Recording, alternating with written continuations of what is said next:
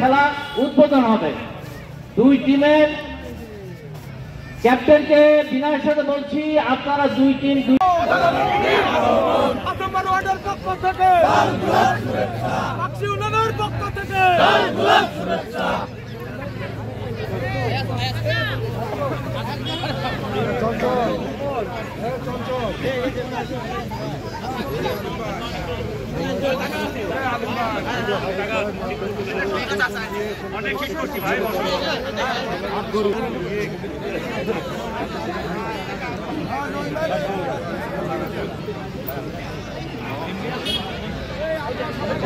প্রধান অতিথিকে তার আসন গ্রহণ করবার জন্য অনুরোধ জানাচ্ছি।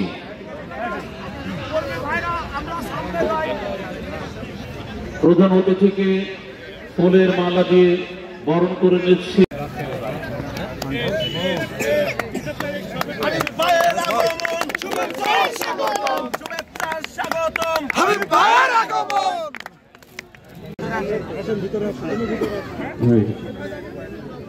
তনু বিশেষ অতিথিকে বরণ করে নিচ্ছেন তনু।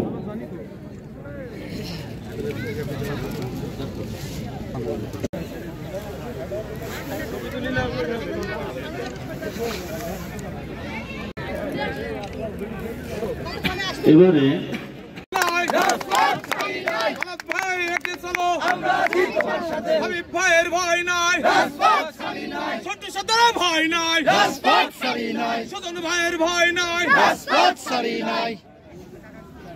রফিকুল ইসলাম নয়নকে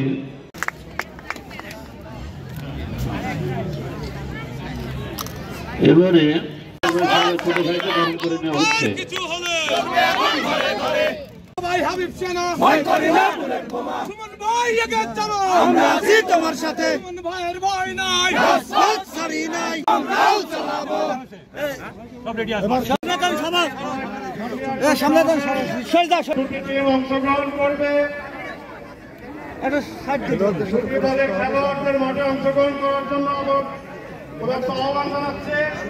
চারপাশে চলে যাতে কও, সামনে দেন সামনে আসার জন্য অনুরোধ জানাচ্ছে। আসার জন্য অনুরোধ করো, আসার জন্য অনুরোধ করো।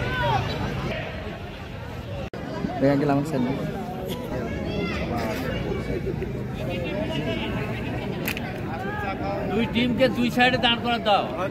হ্যাঁ,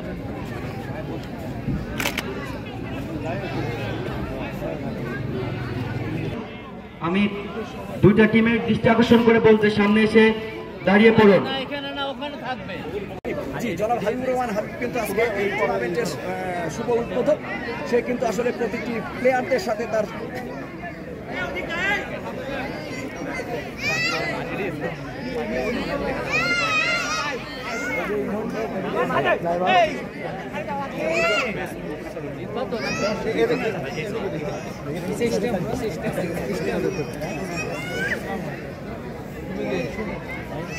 এই টিমের ক্যাপ্টেন কে? ও আচ্ছা, ঠিক আছে।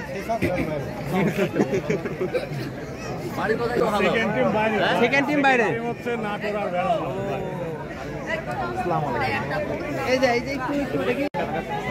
অতিথিবৃন্দ ছাড়া আপনারা সবাই মাঠ থেকে বাইরে আসুন।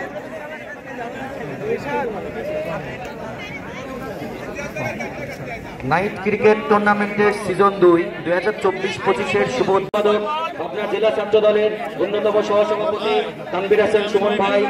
আয়োজনে জিহাদ, তনু, নিশান,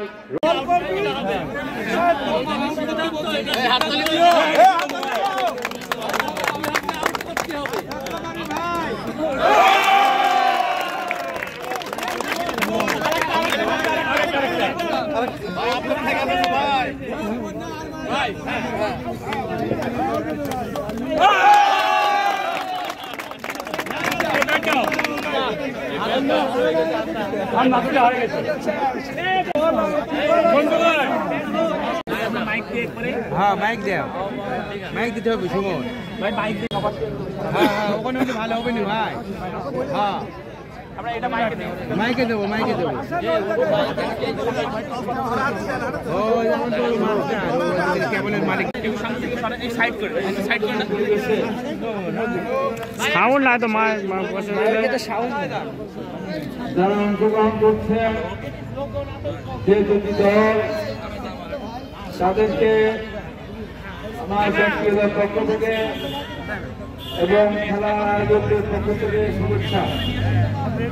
আমরা আশা করি এই শীতের রাতে যারা কষ্ট করে খেলা দেখতে এসেছে তারা এই খেলাতে খুব ভালোভাবে উপভোগ করতে পারবে এবং প্লেয়াররা একটা সুন্দর খেলার মধ্য দিয়ে আগত দর্শক বিজয়কে হাসি খুশি মনে বাড়ি যাওয়ার মতো খেলা উপহার দেবেন এই প্রত্যাশা আমি আন্তরিকভাবে করছি।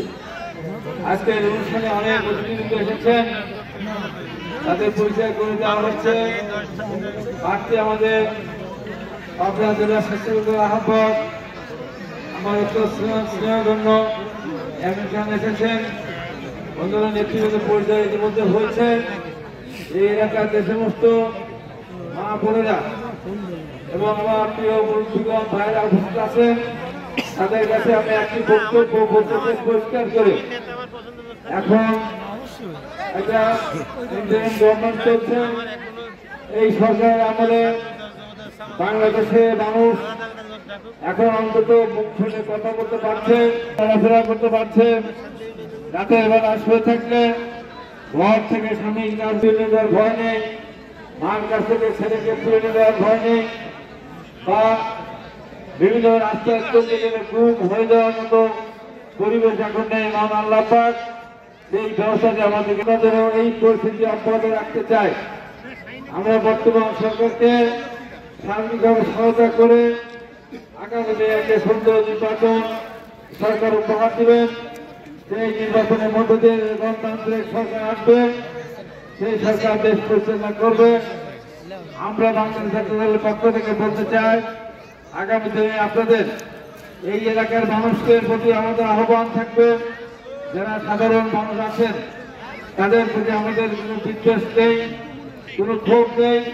যারা অত্যাচার নির্যাতন করেছেন তাদের ব্যাপারে আমাদের কথা থাকতেই পারে। তারপরেও আমরা বলবো, আমরা বাংলাদেশ জাতীয় দলের পক্ষ থেকে আপনাদের আশ্বস্ত করতে চাই, আমরা কাউকে অন্যায়ভাবে মিথ্যা মামলা দিয়ে আমাদের যেভাবে সাজা দিয়েছিল, আমাদেরকে জেল জুলুম খাটিয়েছে ছিল, আমরা এই ধরনের কোনো কর্মকাণ্ডের সাথে আমরা জড়িত হতে চাই না। আমরা পরিষ্কার করে বলতে চাই, দেশে একটা আইনের শাসন প্রতিষ্ঠিত হবে। আগামী দিনে আপনাদের ভালোবাসা নিয়ে, আপনাদের সমর্থন নিয়ে বাংলাদেশ জাতীয় দল যদি সরকার গঠন করতে পারেন দেশটি বেগম খালেদা জিয়া এবং দলের ভারপ্রাপ্ত চেয়ারম্যান জনাব তারেক রহমানের নেতৃত্বে আমরা এই দেশকে একটি শান্তিপূর্ণ এবং একটি আধুনিক কৃষি নির্ভরশীল এবং আধুনিক শিল্প নির্ভরশীল দেশ হিসেবে আমরা গড়ে তুলব। এই প্রত্যাশা আমাদের আছে। আপনাদের কাছে দোয়া চাই, সহযোগিতা চাই।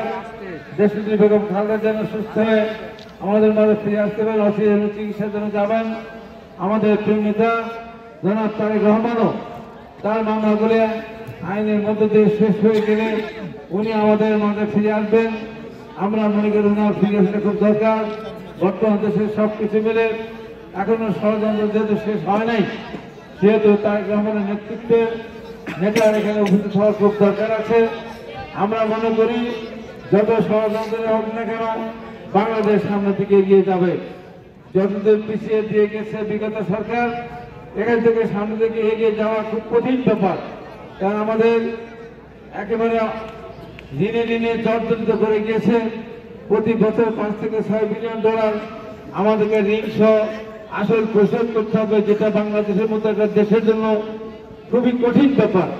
তারপরে আমরা মনে করি দেশের ঐক্যবদ্ধ থাকলে আগামী দিনে যদি সুন্দরভাবে দেশ পরিচালিত হয়, ঘুষ দুর্নীতি লুটপাট যেমনভাবে হয়েছে বিগত দিনে তেমনভাবে না হলে অবশ্যই সামনের দিকে দেশ এগিয়ে যাবে। শিক্ষা ব্যবস্থা ধ্বংস হয়ে গিয়েছিল, নির্বাচন ব্যবস্থা বলতে কিছু ছিল না, দেশের মধ্যে যে অরাজকতা, যে বিশৃঙ্খলা সৃষ্টি হয়েছিল, দেশের মানুষকে যে কষ্টের মধ্যে বিগত সরকার ফেলে দিয়েছিল, আমরা সেখান থেকে সামনের দিকে এগিয়ে যেতে চাই। বাংলাদেশ ঘুরে দাঁড়াবে বলে বিশ্বাস করে এই কথা বলে সমস্ত দর্শক শ্রোতাকে আমি অভিনন্দন জানাচ্ছি। বিশেষ করে রাতের বেলায় আমার ডান পাশে অনেক মা বোনেরা আছেন, তারা কষ্ট করে খেলা দেখতে এসেছেন, তাদের সামনে যেন কেউ না দাঁড়ান, তারা যেন খেলাটা দেখতে পারেন এই ব্যবস্থা করে দিবেন।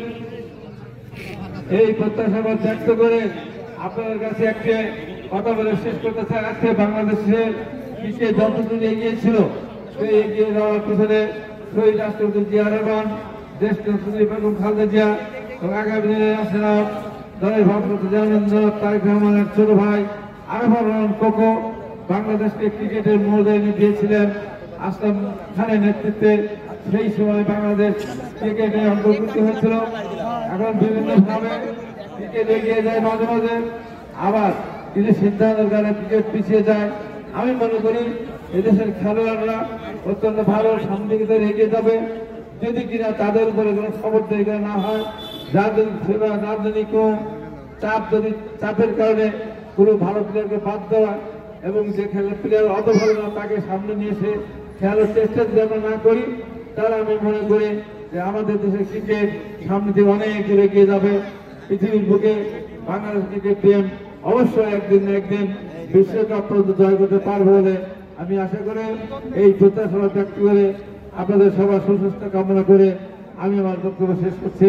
দেশনেত্রী বেগম খালেদা জিয়া জিন্দাবাদ, শহীদ রাষ্ট্রপতি জিয়া রহমান অমর হোক, জনাব তারেক রহমান জিন্দাবাদ।